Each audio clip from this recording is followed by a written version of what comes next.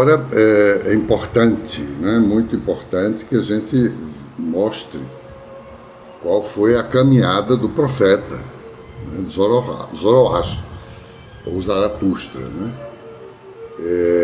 E essa caminhada ela não fica na dispersão das várias comunidades que existiam à época, né? Ele realmente busca um reino em que o rei pudesse abrir espaço para que ele fizesse uma exposição tranquila, sem perseguição, ou sem perseguição mais violenta, né?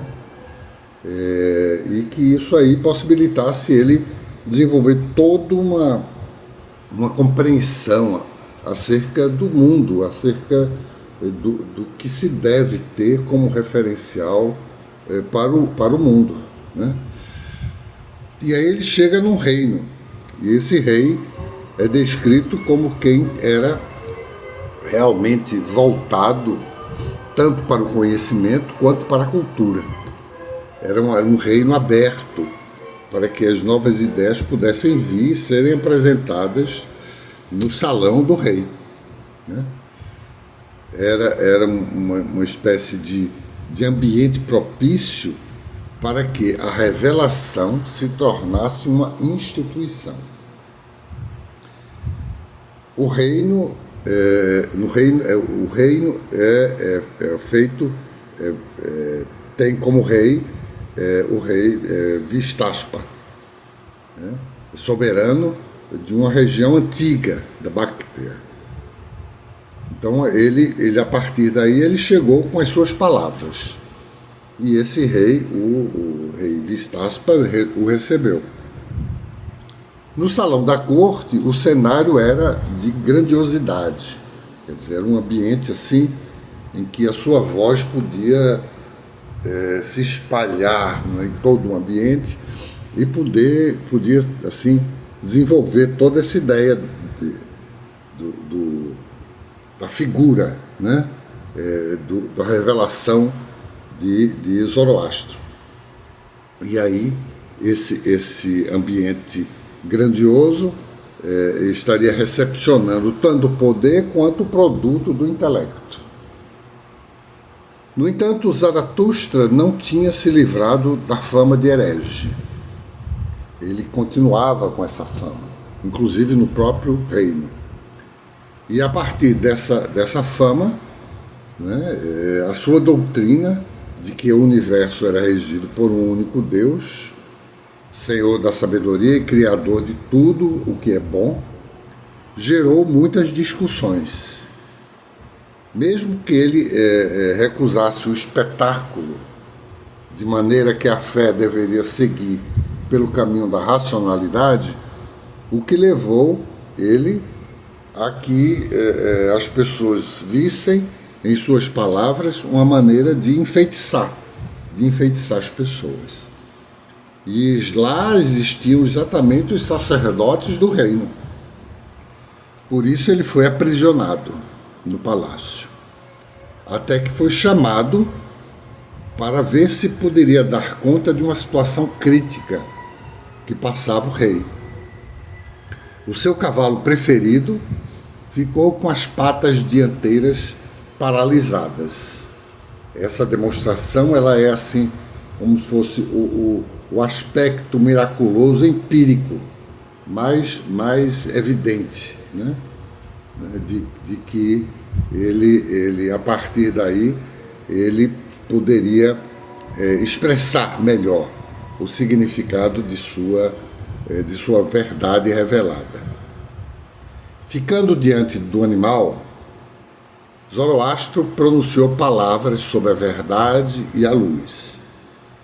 Isso aí resultou na cura e, consequentemente, na cura do animal e, consequentemente, a atenção integral do rei. Daí veio que a sua palavra sobre o juízo após a morte, né, vem toda uma ideia de tratar dessa coisa do término da vida. A partir daí ele disse que havia um certo destino, mas um destino regido por aquilo que se merecia. Era um destino por merecimento, ou seja, o rei passou a entender que a conduta dele, né, nas contingências do reino, é que faria dele ou não merecedor de um destino bom, de um destino voltado para o lado bom. Então ele falou da vinda de um Salvador que alteraria o mundo. A partir daí, o casal real, vendo que havia toda essa perspectiva de merecimento, o casal real vai e adere ao zoroastrismo. E além disso, isso é imposto também para todos os sacerdotes. A partir daí, ele tem o reino à sua disposição.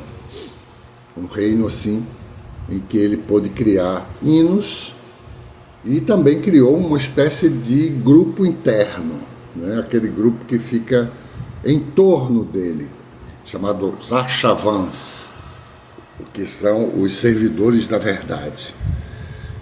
O rei deveria então governar como reflexo da sabedoria divina, sendo justo, compassivo e vigilante contra a mentira.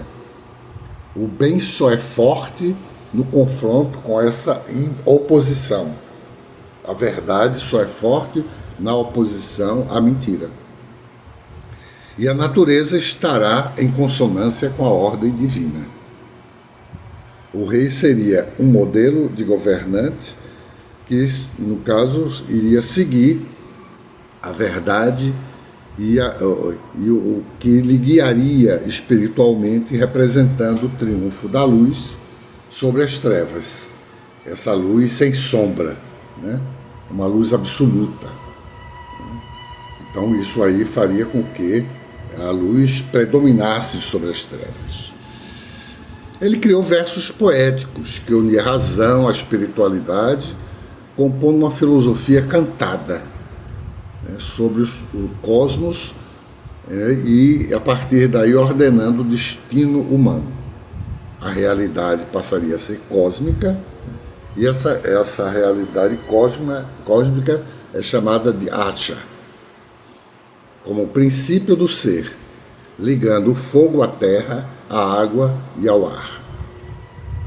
A oposição seria exercida pela mentira, Dursh, contaminando exatamente a alma e criando um sistema opositor que se instalava através do procedimento que visava desenvolver um sítio, que atingiu o sítio que estava sendo criado por Zaratustra.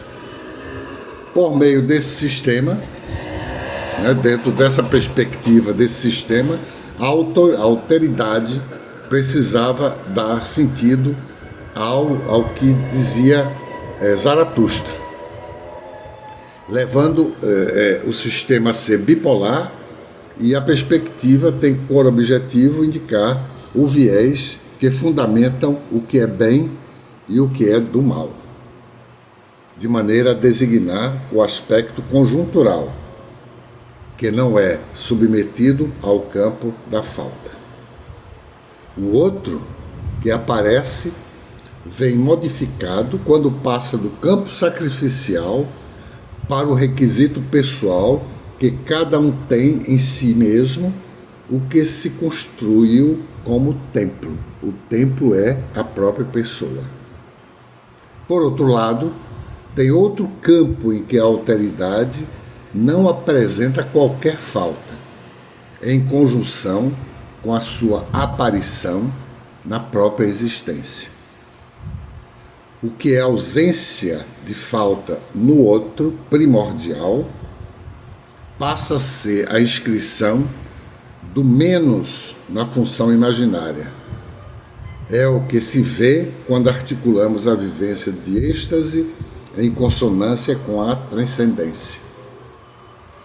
Se no caso de Zoroastro, a falta no outro faz com que haja toda uma criação de um sistema, né, um sistema de convencimento pessoal de que todos devem se dedicar, né, a defender esse outro que tem essa falta, porque é uma luta da verdade sobre a mentira. No caso do êxtase, em consonância com a transcendência, a falta é nesse plano da função imaginária, e o outro passa a ser um outro perfeito, um outro absoluto. É o que vamos observar no que aconteceu ao destino de Maria Madalena e as santas que são conhecidas por essa vivência.